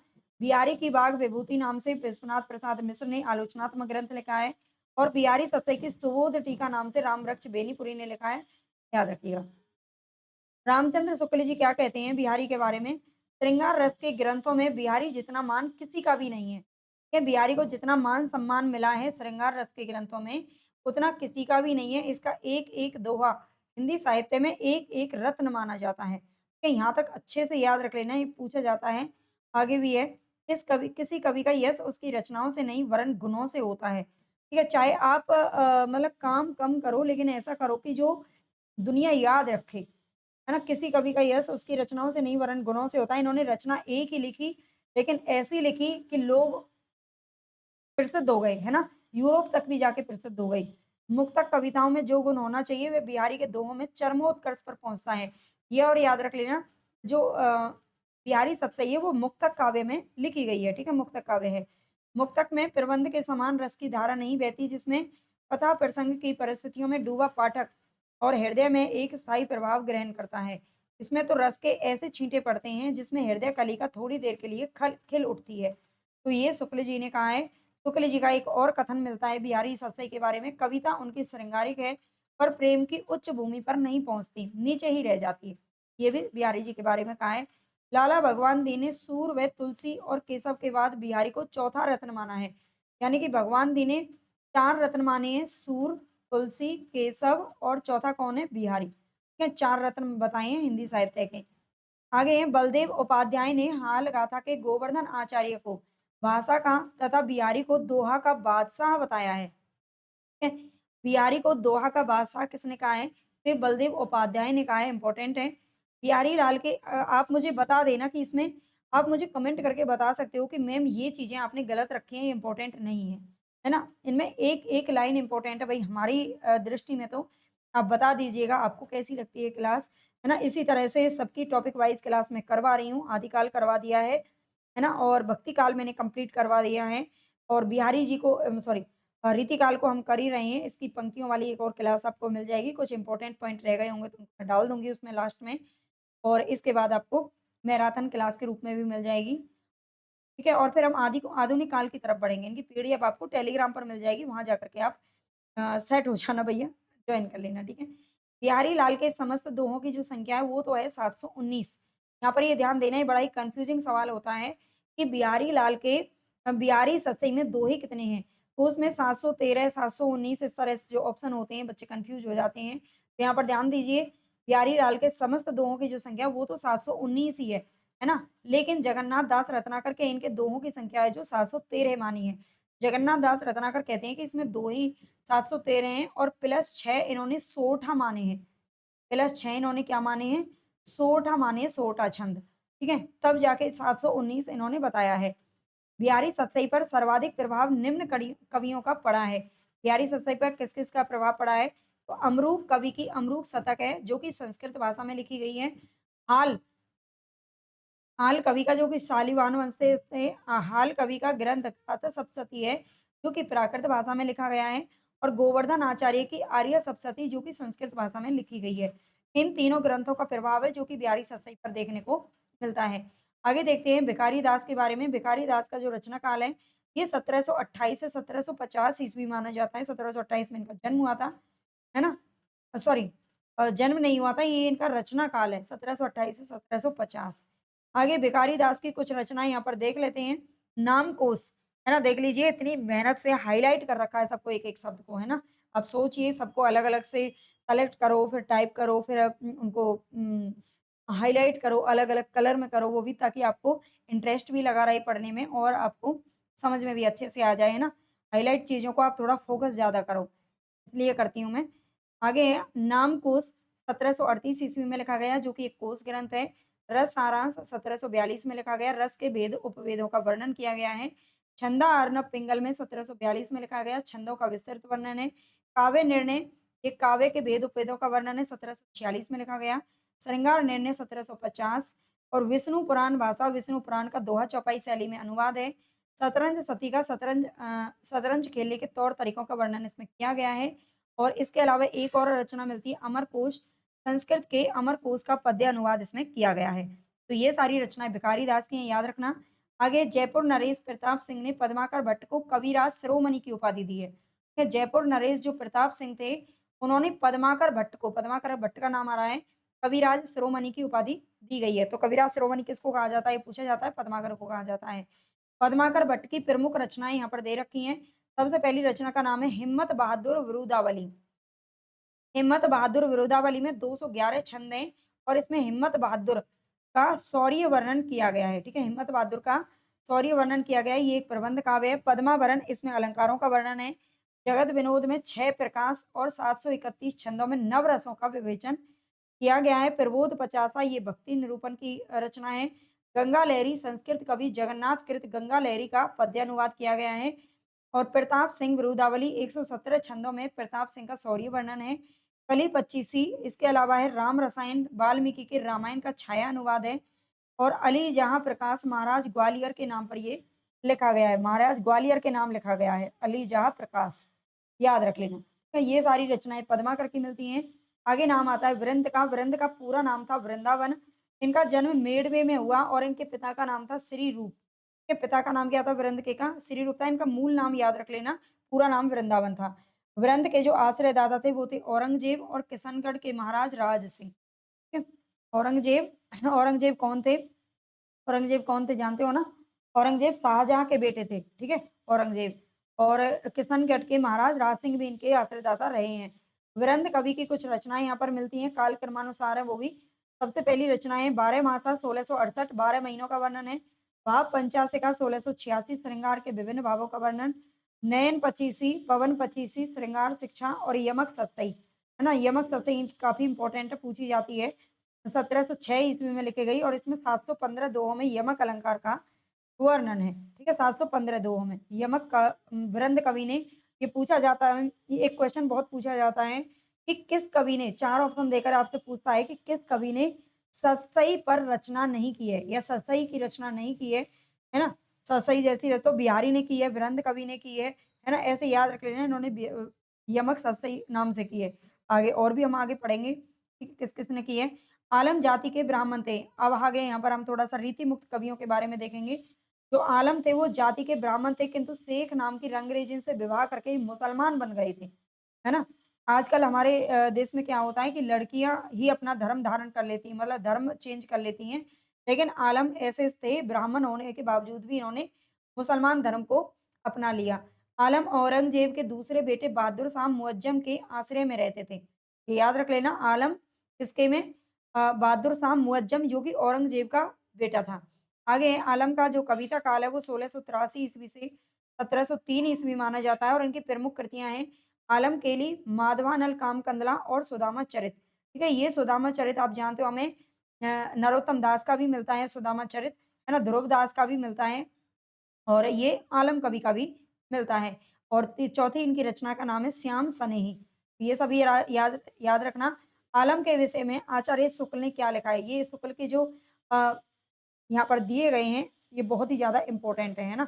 ये बहुत बार पूछे जाते हैं कथन, याद रखना। ये प्रेमोन्मत्त कवि थे। आलम के विषय में शुक्ल जी कहते हैं कि प्रेमोन्मत्त कवि थे और अपनी तरंग के अनुसार रचना करते थे। तरंग यानी कि जैसा मूड होता है वैसी रचनाएँ किया करते थे। इसी से इनकी रचनाओं में हृदय तत्व की प्रधानता है ना? मूड हमारा हृदय पर ही तो डिपेंड करता है। अगर हमारा हृदय में जो चीज़ हमारे दिल जो कहेगा, हमारा खुश है, तो हमारा मूड भी खुश होता है ना? हमारा दिल में कोई दुःख है, हमारा मूड भी खराब होता है, ऐसा होता है ना? तो ये हृदय तत्व की प्रधानता तो मिलेगी ही, प्रेम की पीरिया इश्क का दर्द इनके एक-एक वाक्य में भरा हुआ पाया जाता है। ये शुक्ल जी ने कहा है। ये क्वेश्चन जब पूछा जाता है ना, तो बच्चे कन्फ्यूज़ हो जाते हैं और घनानंद को लगाते हैं। लेकिन यहाँ पर घनानंद नहीं है, आलम के बारे में कहा है। प्रेम की तन्मयता की दृष्टि से आलम की गणना रसखान और घनानंद की कोटि में ही होनी चाहिए। ये कौन कहते हैं? ये भी शुक्ल जी ने ही कहा है। आचार्य रामचंद्र ने घनानंद के विषय में लिखा है, ये तो आलम के विषय में हो गया। घनानंद के बारे में क्या कहते हैं शुक्ल जी? ये साक्षात रसमूर्ति और ब्रज भाषा काव्य के प्रधान स्तंभों में है। ठीक है, ये घनानंद के बारे में कहा है। घनानंद का जो जीवन काल है वो 1689 से 1739 तक रहा। 1739 में आप जानते हैं नादिर शाह का आक्रमण हुआ था हमारे देश पे, है ना? मतलब नादिर शाह का आक्रमण हुआ था और नादिर शाह के आक्रमण में ही, मतलब आक्रमण में नहीं मारा गया था बल्कि नादिर शाह की वजह से ही इसको मार दिया था। 1739 में मारा था। ठीक है, नादिर शाह ने वृंदावन में ही बस गए थे जाकर के, है ना? बुलंदशहर में इनका जन्म हुआ था और वृंदावन में निधन हुआ था। वृंदावन में क्यों? क्योंकि इन्हें ये मोहम्मद शाह रंगीला के दरबारी कवि थे और उन्होंने इसे अपने दरबार से निकाल दिया था। पूरी कहानी तो मैं यहाँ पर नहीं बताऊंगी, है ना? क्यों निकाला था? उनको निकाल दिया था अपने दरबार से और ये फिर भगवान के मतलब भक्ति में लग गए और वृंदावन जाकर के बस गए। और वृंदावन पर ही पागलों की तरह मतलब ऐसे ही रहते थे।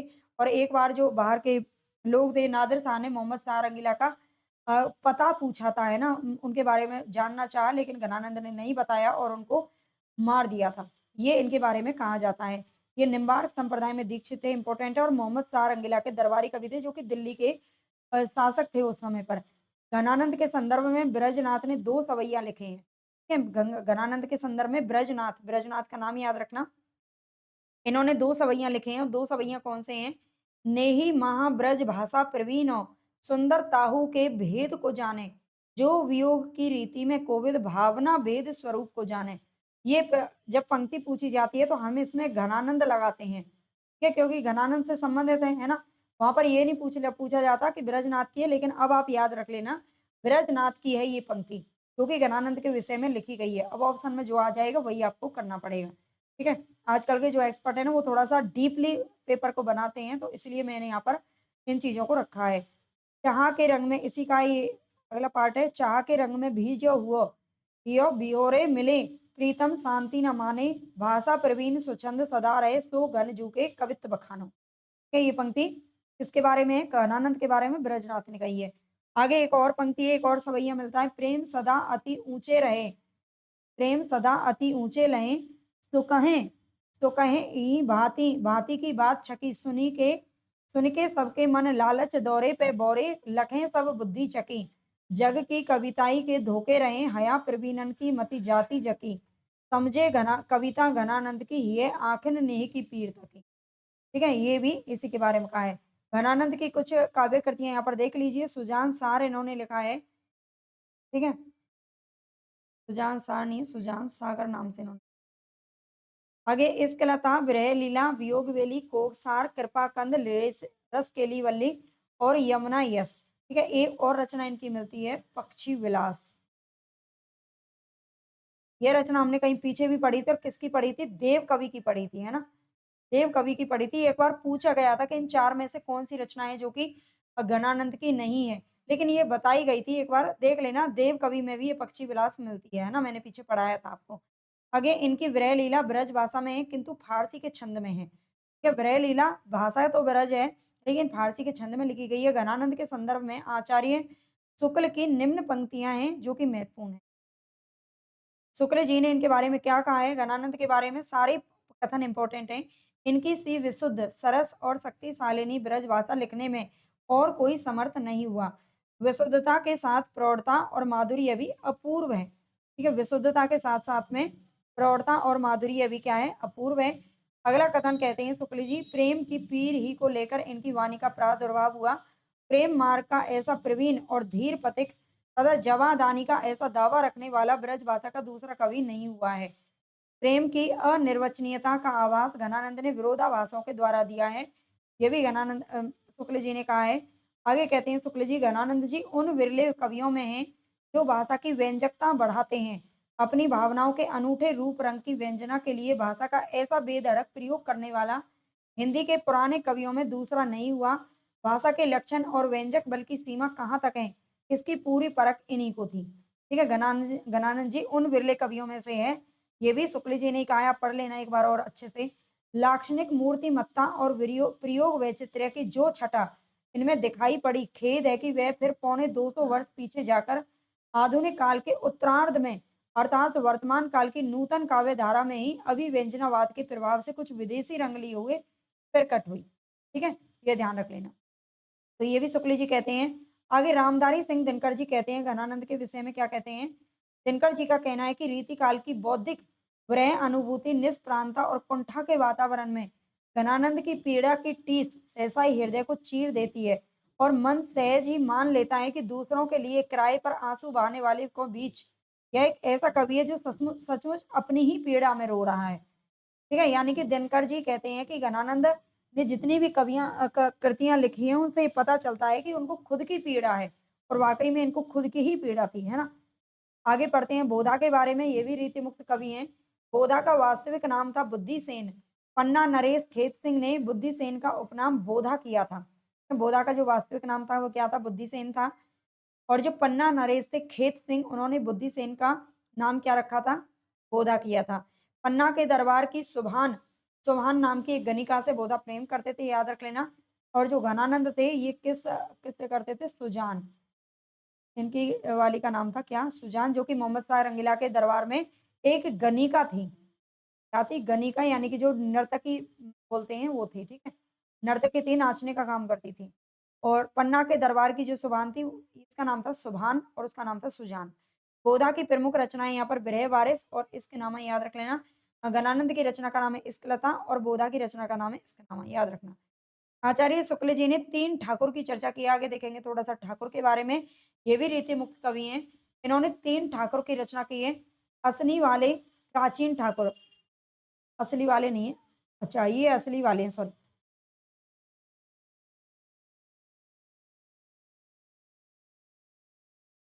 हुँ, एक असली वाले प्राचीन ठाकुर और असली वाले दूसरे ठाकुर और ठाकुर बुंदेलखंडी। ठीक है? असली वाले और असली वाले 2 ठाकुर माने हैं और ठाकुर बुंदेलखंडी। कहते हैं शुक्ल जी आगे, रीति काल की जो रीति मुक्त काव्य धारा से है, वो ठाकुर बुंदेलखंडी का संबंध है। ये जो ठाकुर बुंदेलखंडी है, ये रीति मुक्त कवि थे, ऐसा शुक्ल जी का मानना है। इनका मूल नाम था लाला ठाकुरदास। आगे है ठाकुर के आश्रयदाता जैतपुर नरेश राजा केसरी सिंह तथा उनके पुत्र राजा पारीछत थे। ठीक है, ठाकुर के जो आश्रयदाता थे ये जैतपुर नरेश, राजा केसरी सिंह और उनके पुत्र राजा पारीछत। ठाकुर की प्रमुख काव्य कृतियां हैं ठाकुर ठसक और ठाकुर शतक। ठीक है, ठसक और शतक 2 नाम से लिखी गई हैं। शुक्ल जी ठाकुर के विषय में क्या कहते हैं? ठाकुर बहुत ही सच्ची उमंग के कवि थे। ठीक है, ठाकुर बहुत ही सच्ची उमंग के कवि थे। इनमें कृत्रिमता का लेस बिल्कुल नहीं है। ना तो कहीं व्यर्थ का शब्द आडंबर है और ना ही कल्पना की झूठी उड़ान है और ना अनुभूति के विरुद्ध भावों का उत्कर्ष है। आगे कहते हैं एक और कथन शुक्ल जी ने कहा है ठाकुर के बारे में, ठाकुर प्रधानतः प्रेम निरूपक होने पर भी लोक व्यवहार के अनेकांगदर्शी कवि थे। तो ये भी ठाकुर के बारे में कहा है। आगे देखते हैं द्विजदेव ने भी रीति मुक्त कवि माना है और कुछ ने रीति सिद्ध में माना है। तो द्विजदेव महाराज मानसिंह अयोध्या के महाराज महाराज थे। ठीक है, तो द्विजदेव थे, इनका नाम था महाराज मानसिंह और ये अयोध्या के महाराज थे। द्विजदेव की प्रमुख रचनाएं श्रृंगार लतिका और श्रृंगार बत्तीसी। शुक्ल जी द्विजदेव के बारे में क्या कहते हैं? ब्रज भाषा के श्रृंगारी कवियों की परंपरा, इन्हें अंतिम प्रसिद्ध कवि समझना चाहिए। ठीक है, ब्रज भाषा के जो श्रृंगारी कवियों की परंपरा है उसमें अंतिम प्रसिद्ध कवि समझना चाहिए द्विजदेव को। जिस प्रकार लक्षण ग्रंथ लिखने वाले कवियों में पद्माकर अंतिम प्रसिद्ध कवि हैं, उसी प्रकार समूची श्रृंगार परंपरा में ये इनकी सी सरस और भावमयी फुटकल श्रृंगारी कविता फिर दुर्लभ हो गई। ऋतु वर्णनों में इनके हृदय का उल्लास उमड़ पड़ता है। ऋतु वर्णनों में, ठीक है, द्विजदेव को इन्होंने माना है जैसे कि सेनापति भी ऋतु वर्णन में प्रसिद्ध समझे जाते हैं। कुछ इंपॉर्टेंट पॉइंट मैंने आपको पहले भी बताया था कि मैं पहली क्लास में मैंने इसको टाइप नहीं किया था लेकिन यहाँ पर कर दिया है। इंपॉर्टेंट है इसलिए किया है ना? प्रकरण 2 में रीति ग्रंथकार कवियों के बारे में बताया गया है और यहाँ से एक क्वेश्चन आपका पूछ लिया जाता है कि इनमें से कौन सा रीति ग्रंथकार कवि नहीं है। ठीक है, तो प्रकरण 2 में दे रखा है। एक ये भी क्वेश्चन पूछा जाता है कि कौन से प्रकरण में रीति ग्रंथकार कवियों के बारे में वर्णन किया है शुक्ल जी ने, तो प्रकरण 2 में किया है और इनका ये क्रम है। इसमें इसका एक क्रम याद रख लेना। चिंतामणि त्रिपाठी का नाम आता है, बेनी का नाम आता है, महाराज जसवंत सिंह का नाम आता है, बिहारी लाल को भी इन्होंने रीति ग्रंथकार में माना है, मंडन को, मतीराम, भूषण, कुलपति मिश्र, सुखदेव मिश्र, कालिदास त्रिवेदी। इसमें 4 ऑप्शन देकर के पूछता है कौन सा रीति ग्रंथकार कवि नहीं है। इसलिए पढ़ लेना, ठीक है? इन छोटी-छोटी चीज़ों को आप स्किप करोगे तो आपको नुकसान होगा बाद में। कालिदास त्रिवेदी है, राम है, नेवाज कवि है, देव है, श्रीधर या मुरलीधर है, सूरती मिश्र है, कविंद्र या उदयनाथ के नाम से श्रीपति, वीर कवि, कृष्ण कवि, रसिक, सुमति, है ना? अगर आप 1-2 बार इनको देखोगे ना, तो 4 ऑप्शन देख के आपको याद आ जाएगा कि ये तो हमने नहीं पढ़ा था, है ना? गंजन कवि का नाम आता है, अली मुहिब खान प्रीतम दास जो भिखारी दास के नाम से प्रसिद्ध हैं, भूपति राजा गुरदत्त के साम सिंह नाम था इनका और तोष निधि, दलपति राय और बंशीधर ये 26 और 27 में आते हैं। आगे नाम आता है सोमनाथ का, रसलीन का, रघुनाथ, दूल्हे कवि का नाम आता है कुमार भट्ट सॉरी कुमार मणि कुमार मणि भट्ट, शंभुनाथ मिश्र, शिवसाय दास, रूपसाई, ऋषिनाथ, बैरीसाल, दत्त, रतन कवि, नाथ, हरिनाथ के नाम से, मनीराम मिश्र, चंदन कवि, देवकी नंदन, महाराज राम सिंह, के भान कवि का नाम आता है, थान कवि का नाम भी आता है, द्विवेणी बंदीजन, बेनी प्रवीण, जसवंत सिंह, है ना? और जसवंत सिंह द्वितीय हैं, एक महाराज जसवंत सिंह ऊपर हैं और एक जसवंत सिंह द्वितीय हैं। यशोदानंद, करण कवि, गुरदीन पांडे, ब्रह्मदत्त। इसके बाद है पद्माकर भट्ट, ग्वाल कवि, प्रताप साई और रसिक गोविंद। तो ये सारे नाम यहाँ पर आते हैं। 57 कवियों के नाम है, इनको याद रख लेना। पीडीएफ आपको चाहिए तो टेलीग्राम चैनल को ज्वाइन कर लेना और लाइक, सब्सक्राइब, शेयर ज़रूर कर देना अगर क्लास पसंद आई हो तो। हिंदी साहित्य की अगर आप तैयारी कर रहे हैं तो आप जानते ही हैं पंक्तियों का कितना बड़ा रोल हमारे एग्जाम में होता है। तो उसी को देखते हुए इसी महत्वपूर्ण चीज़ों को देखते हुए हम यहाँ पर आज पढ़ रहे हैं रीतिकालीन की पंक्ति। इससे पहले आदिकाल और भक्तिकाल की पंक्ति की हम बात कर चुके हैं। बल्कि हम पूरा-पूरा जो आदिकाल और भक्तिकाल, रीतिकाल है उसको पढ़ चुके हैं। तो अगर वो वीडियोज़ नहीं देखी हैं तो जाकर के ज़रूर देख लेना, प्लेलिस्ट बनी हुई है वन लाइनर क्लास के नाम से और यहाँ पर हम देखेंगे आज रीतिकाल को। उम्मीद करती हूँ वीडियो आपके लिए काफ़ी यूज़फुल रहेगी ये क्लास और आपको काफ़ी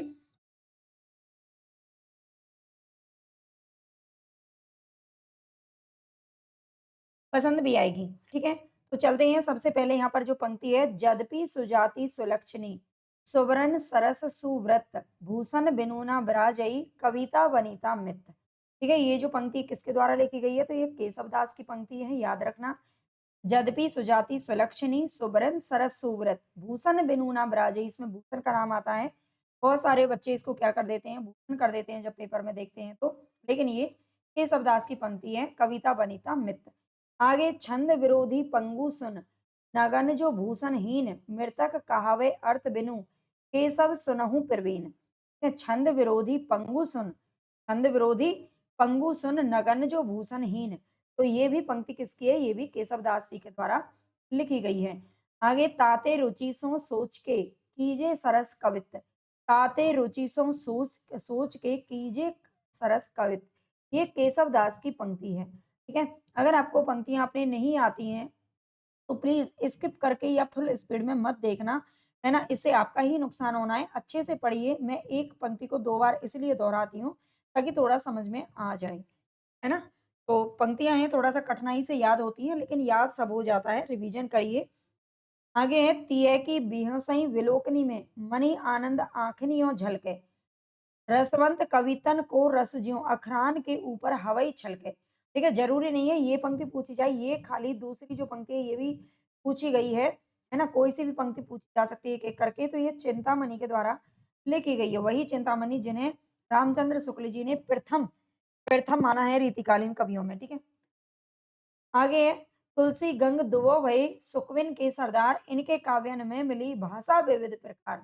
इसमें तुलसी और गंग का नाम आता है, लेकिन ये जो पंक्ति है वो किसके द्वारा लिखी गई है? ये बेकारी दास जी के द्वारा लिखी गई है। नेक्स्ट है आगे के कवि रीझी हैं तो कविताई, ना तो राधा कन्हई सुमरन को बहानो है। आगे के कवि रीझी हैं तो कविताई, ना तो राधा कन्हई सुमरन को बहानो है। यहाँ पर हमारा कौन सा हो जाएगा? ये भी भिखारी दास जी के द्वारा लिखी गई है। आगे है मान घटे तो कहा घटी, यह जूपे प्राण प्यारे को देखन पे। मान घटे तो कहा घटी, यह जूपे प्राण प्यारे को देखन गए। ठीक है, चाहे मान घटे तो घट जाए, लेकिन हम तो अपने प्राण प्यारे को देखने गए। कौन कह रहा है? ये भिखारी दास की पंक्ति है ना? भीख मांगेंगे हम तो, चाहे कितना भी हमारा मान घटे तो घट जाए। इस तरह से कुछ याद कर लेना। आगे अभिधा उत्तम काव्य है, मध्य लक्षणालीन, अधम व्यंजना रस विरस, उल्टी कैत प्रवीण। ये पंक्ति बहुत बार पूछी जा चुकी है, देव की पंक्ति है, प्रसिद्ध है। बड़े बड़े नैनन सो आंसू भरी भरी ढरी, गोरो गोरो मुख आज ओरो सो विलानु जात। ठीक है, बड़े-बड़े नैनों से जो आँसू हैं वो क्या कर रहे हैं?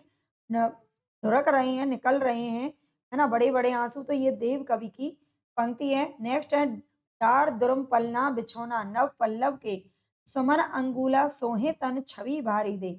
ये पंक्ति भी देव कवि की है, ठीक है? डार दुर्म पलना बिछौना नव पल्लव के देव कवि ने लिखा है। नवरस सब संसार में नवरस में संसार नवरस सार सिंगार रस युगल सार सिंगार ये देव कवि के द्वारा लिखी गई पंक्ति है। नवरस सब संसार में, ठीक है, नवरस देव कवि की है।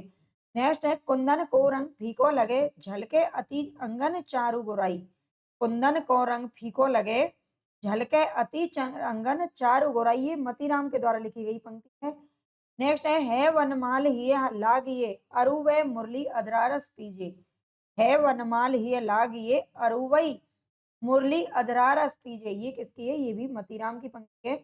और इसमें किसके सौंदर्य का वर्णन हो रहा है? कान्हा जी का, ठीक है, कृष्ण जी का। आखिन मूंदवे के मिस आनी अचानक पीठी उरोज लगावे पूछी जा चुकी है ये पंक्ति, ये मतीराम के द्वारा लिखी गई है। आखिन मूंदवे के मिस आनी, है ना, जब आंख मूंदवे को जाते हैं, ये किसने लिखा है? मतीराम ने। और मिस कैसे करते हैं? मति यानी बुद्धि से। अचानक पीठी उरोज लगावे। आगे फागु के भीर अभिरन में गही गोविंद ले गई भीतर गोरी। ये पद्माकर के द्वारा लिखी गई पंक्ति। नेक्स्ट है अमिय हलाहल मद भरे सेत श्याम रत्नार जियत मरत झुक झुक परत जेही चितवत। एक बार ये रसलीन के द्वारा लिखी गई पंक्ति है जो कि इनके अंग दर्पण से ली गई है। भले बुरे सब एक सम जोला बोलत नाही जानी परत है काक पिक ऋतु ऋतु वसंत के माही। ये विरंद कवि ने लिखा है जिनका मूल नाम था, जिनका पूरा नाम था क्या? वृंदावन। ठीक है, भले बुरे सब एक समय यानी कि जब तक कोई इंसान बोलता नहीं है ना तब तक वो क्या लगता है? सब एक जैसे ही लगते हैं, है ना? लेकिन ये तो ऋतु वसंत में ही पता चलता है, वसंत ऋतु के द्वारा ही पता चलता है कि कौन काक है कौन पिक है, यानी कि व्यवहार के द्वारा ही इंसान का जो है पता चलता है प्रकृति का। ठीक है, आगे है कनक छुरी सी कामनी काहे को कटी छीन कटी को कंचन काटी के कुचन मध्य धरी दीन। कनक छुरी सी कामनी काहे को कटी चीन कटी को कंचन काट के कुंचन मध्य धरी दीन। ये आलम कवि के द्वारा लिखी गई पंक्ति। वैसे इसमें जो यहाँ से यहाँ तक पंक्ति है ये आलम कवि की है, लेकिन कटी को कंचन काट के कुचन मध्य धरी दीन ये जब पूछी जाती है तो हम आलम ही लगाते हैं। ये शेख रंगरेजन की पंक्ति है जो कि इनकी प्रेमिका थी, बाद में पत्नी बनी थी। आगे है नैनन में जो सदा रहते तिनकी अब कान कहानी सुनियो करें। नैनन में जो सदा रहते तिनकी अब कान कहानी सुनियो करें। ये भी आलम कवि के ही द्वारा लिखी गई पंक्ति है। आगे है दारा कीना दौर ये रारी नहीं खुजाव खजुए की। ठीक है, दारा कीना दौर ये रारी नहीं खजुए की।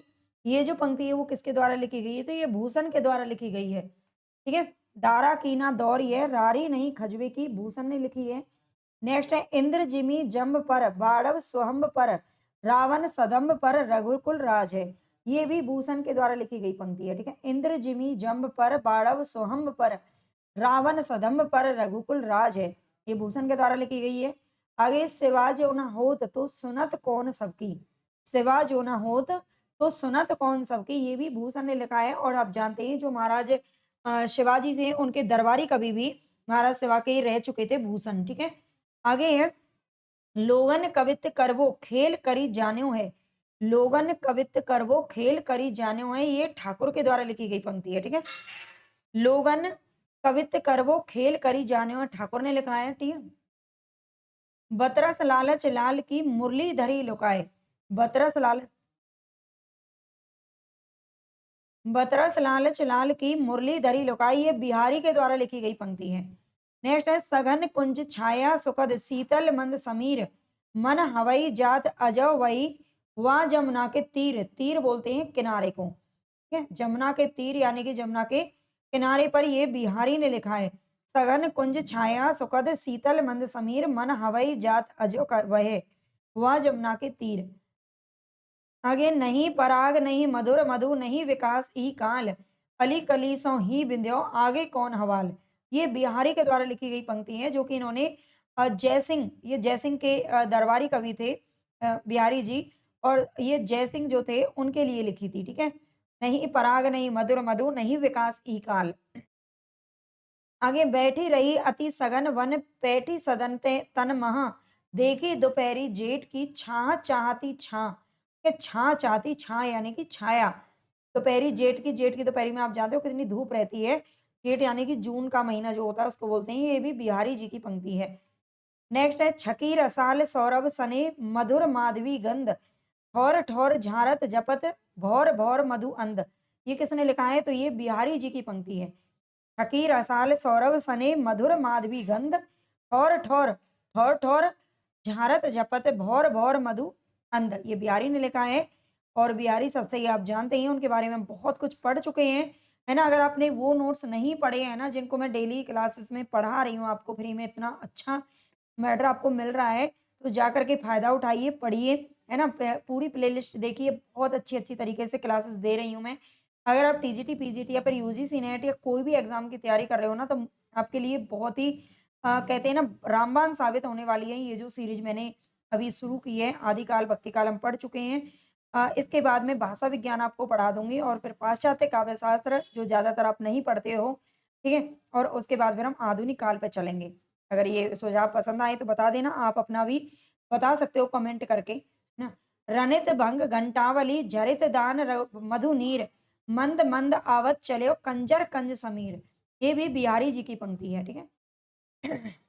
रनित भंग घंटावली झरित दान मधु नीर, बिहारी ने लिखा है। बनन में बागन में बगरियो बसंत है।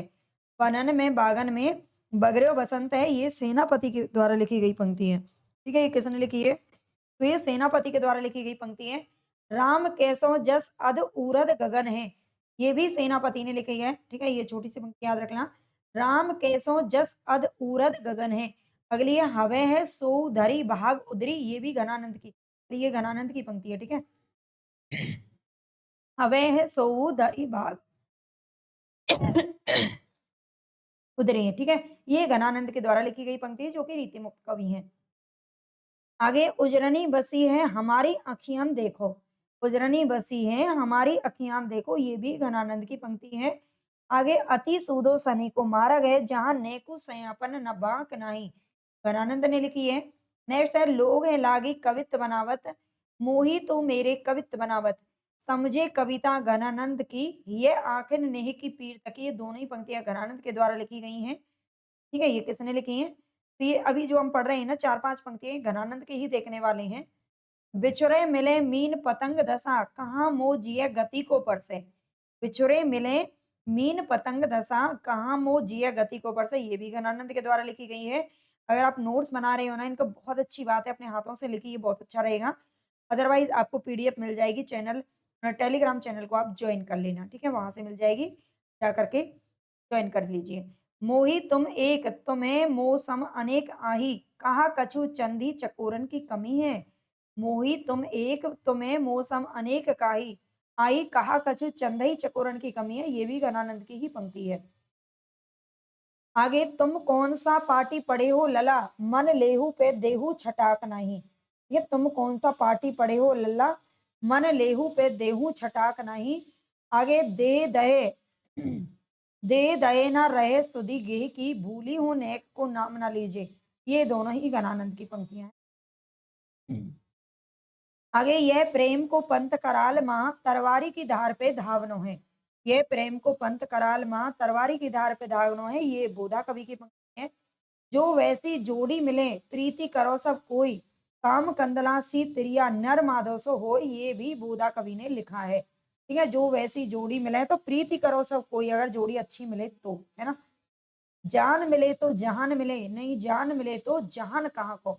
अगर जान है ना, हमारे पास जान है तो ही हम जहान की सारी खुशियां दुख बटोर सकते हैं।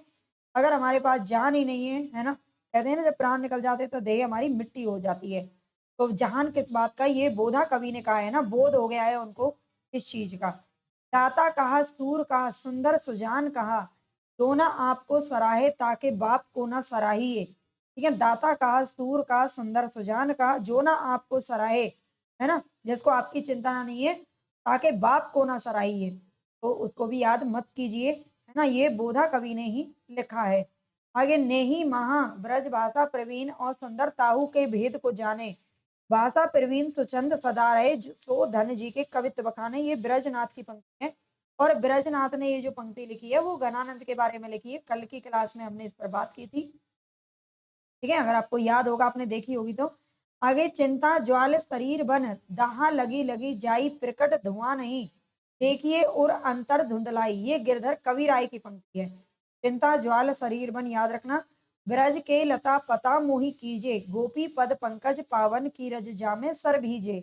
ये भारतेंदु हरिश्चंद्र की पंक्ति। अच्छा, यहाँ पर भारतेंदु हरिश्चंद्र की पंक्ति लेने का उद्देश्य यही है क्योंकि भारतेंदु हरिश्चंद्र की ये जो पंक्तियां वो रीतिकालीन पंक्तियां हैं, ठीक है, रीतिकालीन पंक्तियां हैं, ये ध्यान रख लेना। इन्होंने एक दो रचनाएं जो की थी वो रीतिकाल से संबंधित, याद रखिएगा, ठीक है? तो ब्रज के लता पता मोहि कीजे गोपी पद पंकज पावन की रज जामे सर भीजे। ये भारतेंदु जी की है। आगे, जिय सूदी चितौन की साधे रही सदा बातन में अनखाए रहे हंसके हरिचंद ना बोले कभी जिय दूर ही सो ललचाए रहे। ये किसकी है? तो ये भी भारतेंदु हरिश्चंद्र जी की है। ठीक है, जिय सूदी चितौन की साधे रही, याद रखना। आगे, रची बहुविधि के वाक्य पुराणन माही घुसाए सैव साक्त वैष्णव अनेक मत प्रकट चलाए। ये किसकी है? ये भी भारतेंदु हरिश्चंद्र जी की पंक्ति है। रीति काल का सम्यक परिवर्तन केशव दास द्वारा भक्ति काल में ही हो गया था। ये विश्वनाथ प्रसाद मिश्र जी का कथन है, किसको लेकर के? रीति काल को लेकर के। आगे, हिंदी की रीति ग्रंथों की अखंड परंपरा चिंतामणि त्रिपाठी से चली। ये रामचंद्र शुक्ल जी कहते हैं, रीति काल के प्रवर्तक के रूप में मानते हैं चिंतामणि को। शब्दार्थ का सार काव्य है और काव्य का सार रस है। ये किसने कहा है? तो ये देव कवि का कहना है। शब्दार्थमय काव्य कामधेनु है जिसका दूध रस है और मक्खन आनंद है। ये देव कवि की पंक्ति है, ठीक है। शब्दार्थमय काव्य कामधेनु है जिसका दूध रस है और मक्खन क्या है? आनंद है। मेरी जानकारी में बिहारी जैसी रचनाएं यूरोप की किसी भी भाषा में नहीं पाई जाती। ये डॉक्टर ग्रियर्सन का कहना है। किसने कहा है? ग्रियर्सन ने कहा है। किसी कवि का यश उसकी रचनाओं के परिणाम, यहाँ पर मैंने पंक्तियों के साथ साथ में आलोचकों के जो कथन है रीतिकाल को लेकर वो भी डाल दिए, है ना। अलग अलग क्लास करने से क्या फायदा, एक में ही कंप्लीट आपका हो जाएगा। तो किसी कवि का यश उसकी रचनाओं के परिणाम के हिसाब से नहीं होता वरन गुण के हिसाब से होता है। मुक्तक कविता में जो गुण होना चाहिए वे बिहारी के दोहों में अपने चरम उत्कर्ष को पहुंचा है, इसमें कोई संदेह नहीं है। ये रामचंद्र शुक्ल जी का कथन है। आगे, प्रेम मार्ग का एक ऐसा प्रवीण और धीरज पथिक तथा जवादानी का ऐसा दावा रखने वाला ब्रज भाषा का दूसरा कवि नहीं हुआ है। ये रामचंद्र शुक्ल जी कहते हैं, किसके संबंध में? घनानंद के संबंध में, ठीक है। प्रेम मार्ग का एक ऐसा प्रवीण और धीरज पथिक तथा जवादानी का ऐसा दावा रखने वाला ब्रज भाषा का दूसरा कवि नहीं हुआ, ये शुक्ल जी का कहना है। आगे, समझे बाला बालक हूँ वर्णन पंथ अगाध। ये केशव दास की पंक्ति है। समझे वाला बालक हूँ वर्णन पंथ अगाध रीति सुभाषा कवित्व की बरनत बुद्ध अनुसार। रीति सुभाषा कवित्व की बरनत बुद्ध अनुसार, ये चिंतामणि के द्वारा लिखी गई पंक्ति है। आगे, अपनी अपनी रीति के काव्य और कवि रीति। अपनी अपनी रीति के काव्य और कवि रीति, ये भी देव कवि की पंक्ति है। आगे, जाते कछु हो लयो कविताई को पंथ। ये भिखारी दास की पंक्ति है, ठीक है। जाते कछु हो लयो कविताई को पंथ। आगे, थोड़े क्रम क्रम से कही अलंकार की रीति। थोड़े क्रम क्रम से कही अलंकार की रीति, ये दूल्हा कवि की पंक्ति है। छंद रीति समझे नहीं बिन पिंगल के ज्ञान, ये सोमनाथ की पंक्ति है। छंद रीति समझे नहीं बिन पिंगल के ज्ञान। तो यहाँ पर हमारी रीतिकाल से संबंधित जो इंपॉर्टेंट पंक्तियां थी वो मैं करा चुकी हूँ, ठीक है। इससे पहले भक्तिकाल आदिकाल पर भी हम अच्छे से डिटेल में मतलब बात कर चुके हैं। रामचंद्र शुक्ल जी के आधार बना करके यहाँ पर जो क्लासेस है वो वन लाइनर फॉर्म में मैं आपको करा रही हूँ ताकि आपका समय भी बचे और आपका जो है याद भी अच्छे से चीजें हो जाए, है ना। एमसीक्यू तो बच्चे बहुत सारे करते हैं लेकिन जरूरी नहीं है हमें याद रह जाए, लेकिन ये चीजें हमें याद रह जाती हैं, है ना। तो ये मेरा उद्देश्य है आपको ज़्यादा से ज़्यादा मैटर देना कम समय में। तो आपको क्लास अच्छी लगी हो तो लाइक, सब्सक्राइब, शेयर ज़रूर कर देना। टेलीग्राम चैनल को जॉइन कर लेना, पीडीएफ आपको वहाँ पर मिल जाएगी। इसके अलावा 5000% वन लाइनर इनके अलावा, ठीक है, ये तो मैं टॉपिक वाइज करवा रही हूँ और आपको वन लाइनर पूरा साहित्य में से आपको चाहिए तो आप जाकर के 99 रुपए की पीडीएफ है, आप उसे एप्लीकेशन से जाकर ले सकते हैं। लिंक आपको कमेंट बॉक्स में मिल जाएगी। पूरा हिंदी साहित्य की अगर आपको कोर्स चाहिए, है ना, पूरा नोट्स चाहिए ई बुक के रूप में या फिर अपने घर तक मंगवाने के लिए तो वो भी उपलब्ध है। आप मुझे कर सकते हैं, एप्लीकेशन से जाकर के ले सकते हैं। धन्यवाद।